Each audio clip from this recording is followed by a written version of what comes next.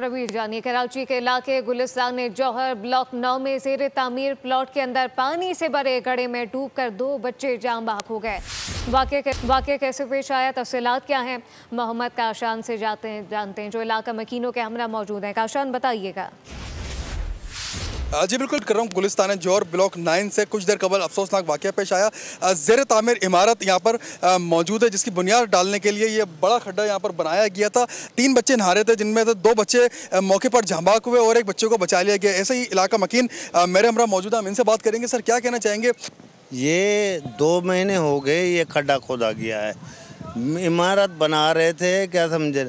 अब जो है ना पीछे नीचे पानी नहीं था, अब भी बारिशें हुई हैं तो पानी जो है ना ऊपर को आ गया है, बहुत गहरा पानी है। आज जो है ना बच्चे नहाने के लिए आए, सुबह के टाइम पे डूब के मर गए। इब्तदाई तौर पर जब आप यहाँ पर पहुँचे क्या मनाजिर देखे आपने, ज़रा वो भी तफसीलात बताइए। सर मनाजिर यही थे कि यहाँ पर बच्चे एक नहीं सके 5-6 बच्चे जो नहा रहे थे यहाँ पे, और उसमें से 3 बच्चे यानी बच्चे अंदर ही रह गए थे। 1 बच्चे को तो निकाल लिया गया, तो जिंदा था। उसके बाद 2 बच्चे जो निकाले गए वो बच्चे एक्सपायर हो चुके थे। ना बिल्डर की जानिब से कोई हिफाजती यहाँ पर शेड लगाया गया है, जबकि आज बड़े वाक़यात ये रिपोर्ट हुआ। इसके बाद जो है इंतज़ामिया भी जाग जाती है और यहाँ के जो बिल्डर हैं पुलिस की जानिब से उसको भी सर्च किया जा रहा है, लेकिन अब तक इंतज़ामिया की जानिब से कोई भी हुकाम सामने नहीं आया है। लाशों को ज़ब्ती की कार्रवाई के लिए जिना अस्पताल मुंतकिल कर दिया गया, मज़ीद तफ्तीश की जा रही है। काशान आपका बहुत शुक्रिया। सब्सक्राइब करें और बेल दबाएं ताकि कोई खबर रह न जाए।